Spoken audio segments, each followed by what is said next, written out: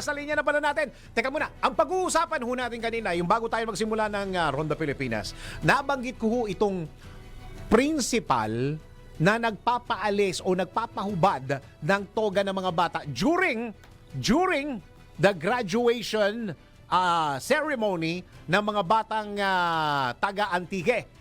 Doon ho ano yata ito senior high Senior high yata ito. Graduation. Nasa linya po natin. Pag-usapan natin nasa linya po natin ang presidente ng National Parents Teachers Association o NPTA, si Mr. Willie Rodriguez. Ayan. Sir Willie, magandang araw po. Isa pong magandang araw po, no? Happy Easter po sa lahat, no? Sir Dennis, no? At maraming pong salamat sa pag-imbita. Opo. Araw po. Sabihin ko sana, nasa linya po natin si Kuya Will. Kuya Will. Si Mr. Willie na lang. Sir Willie, alam ko sa level po ninyo, sa inyo pong grupo, ay napag-usapan na ninyo, ano ho ang talaga nangyari dito sa viral nitong Holy Week? Itong principal na nagpapahubad ng toga dito sa mga graduate. Go ahead, Sir Willie. Actually po kasi yung nang pangyayari pong yan ni-report kaagad po sa amin ng aming mga regional representative at ang ating mga PTA Federation President ng Antique na si Rowan Moscoso at si Chef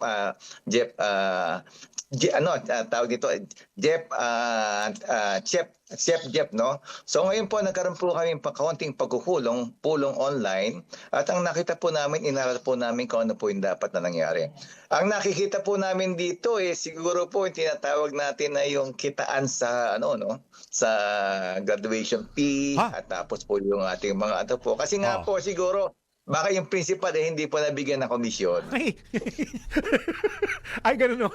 Naku, napakalungkot naman po niyan. O sige, kumbaga, kasi yung toga kasi is a separate bayad, Sir Willie, no? Ang po dito, separate bayad po yan. Ang mahawak po kasi ng graduation class, yung graduating parents, grade school, grade 12. At kasama po natin yung ating school PTA. At meron po tayong tinatawag niyan na picture, Sa picture po kasi may percentage na mapupunta sa principal, sa faculty at sa PTA, At saka sa mga teachers, Yun po, may malaki po yan, At meron din po tayo dito ang tinatawag yung mga gastusin, na hindi dapat kasi meron tayong 250 pesos na dapat manggaling sa MOOE. So yan po yung mga kalakaran na siguro po napakalaki po yata nung nasilip. Kung umarkita po ng toga, baka po hindi nabigyan napasama si principal doon sa komisyon kaya pinatitigil. At sa amin po pag-iimbestiga at sa ating 2019 pa po pala ay meron na pong mga record si principal ng reklamo at ang problema rin po natin kasi yung ating procedure ng ating mga administrative cases hindi po talaga epektibo. So dapat po yun ay isang aralin ng ating EDCOM. Oo. Okay, Sir Willie, balikan ko lang yung sinabi nyo kanina. Meron ba tayong parang naikwento sa atin, katibayan na ito'y dahil sa bayaran ng toga, Sir Willie? Actually po, yung pangyayari pong yan, matagal na pong kalakaran na lagi pong pinag-aawayan ng faculty, versus principal versus faculty, So ang kawawa po dito is yung ating mga mag-aaral, po. Kasi nga po kapag nagkaroon po ng ating mga tinatawag na graduation rights na yan, tulad ng mga party, merong catering diyan. So dapat po sino po yung mamibigay ng commission sa catering, So dapat po talaga dito is for 13 years na namin sa National PTA, yung mga kasong ganyan talaga pong natatabunan. At po dito kasi ito nga sinasabi ko ngayon sa ating EDCOM at saka sa ating Secretary Angara, ang po dito magkaroon po ng IRR at malinaw na guidelines kung paano po gagawin ang ating mga graduation rights. At sa National PTA po kami po mag-propose ng another petition na ibalik po ang ating graduation at ang po dito kasi nga po isang beses lang po yan mangyayari sa buhay ng isang estudyante at sa karangalan ng ating mga magulang. Yun hong kaso niya nung binanggit niyo po ng 2019, ano po yun? Actually, no, ito po nga ating ano po dito, no. Meron po tayong DepEd Order 49, Procedures on Administrative Cases. Opo. So ang nangyayari po dito, 2019 nireklamo po siya ng kanyang school, at 2023 binalik po sa kanya, binalik uli siya sa school. So marami po dito mga kasong ganyan, no. Patay na po yung nagreklamo, tapos dito po yung estudyante nakagraduate na, kaya wala po nangyayari sa mga reklamo sa ating mga eskwelahan na ganyan. So, meron po tayong nakita sa interview na talaga po dapat baguhin yung ating procedure ng ating DepEd Order 49. Dapat magkaroon Nawala yung po tayo ng ayan. speedy trial. At ang kaso po niya noon is ang kaso po niya noon na sinasabi ng legal office ng school division office, no, Opo. is nagkaroon po ng pag-aaway, no, pag hindi pagkakaintindihan ang teacher at ang principal na yan. So ngayon, after 2023, binalik din po siya sa school na yon. So ngayon dito, pagkaganyan po, lalakas po ang loob. Kasi nga po, karamihan po ng ating mga kinakasuhan ng mga principal na nakakasira sa hanay ng mga magagaling at education advocate natin na principal, hindi po ipopromote pa po yan, no?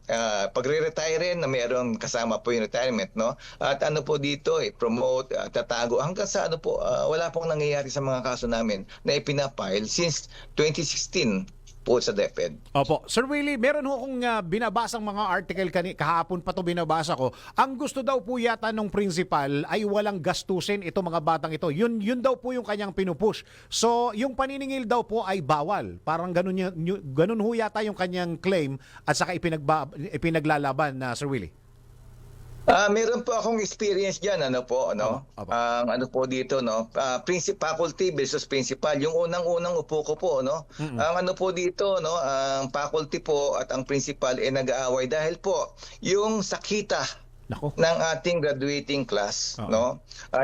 Hindi po alam kung saan dadalhin. Ang gusto po ng principal idalhin dito, at ang sa faculty dito naman po. So yan pong po dito, hindi po mangyayari ang graduation rights na yan kung wala pong permiso si principal, no? At ang mangyayari po diyan kasi kapag sinabi po niya na tawag dito is neglect, no? Neglect of duty, ano? Ang alam ko po diyan is inapprovean po yan, nag-request po ang magulang, nag-request po ang PTA na ituloy at magkaroon ng handaan. So dito, kung titingnan po natin ang nakaraan, ang 2023, meron po siyang pag-aaway doon sa ating mga teacher. Siguro po naging ugali na po ng ating principal na yan. At kung meron po sinasabi po dito, no, bago po magsimula yung graduation rites na yan, dapat nilinaw niya. At hindi po dapat sa stage, no? At ang po dito, may procedure po yan, ilang araw na paghahanda, dapat andun siya. So ang nakikita ng National PTA diyan, hatian po sa komisyon. Iyan. Percentage ng kita. Okay. Meron din ho akong nakitang yung teacher ho na parang tumayo doon at naging kakampi ng mga bata doon sa mismong stage, yung parang naka-yellow gold na barong. Kilala niyo ho ba itong teacher na ito? Actually po, no, sa aming pag-iimbestiga, siya po ay isang dating nurse, no? At mataas po ang sweldo ng nurse. So talaga po meron po siyang puso sa pagtuturo. So ngayon, ang po dito, marami po tayong teacher na hero, no? Tulad po ng mga teacher namin sa Pampanga, no? Talaga pong ayaw niya yung mga koleksyon na ganyan at nakatago. Dapat po, no, meron po tayong mga eskwelahan diyan na ginagawang clearance, yung mga PTAP, no, na tinatago ng principal. Ang po dito, no, yung po mga sample namin na yon is talaga po merong tawag dito kitaan diyan sa ating graduation rites na yan na dapat pong baguhin at muling pag-aralan. So yun po yung aming nakikita diyan. At yung po dito, tama po si teacher, no?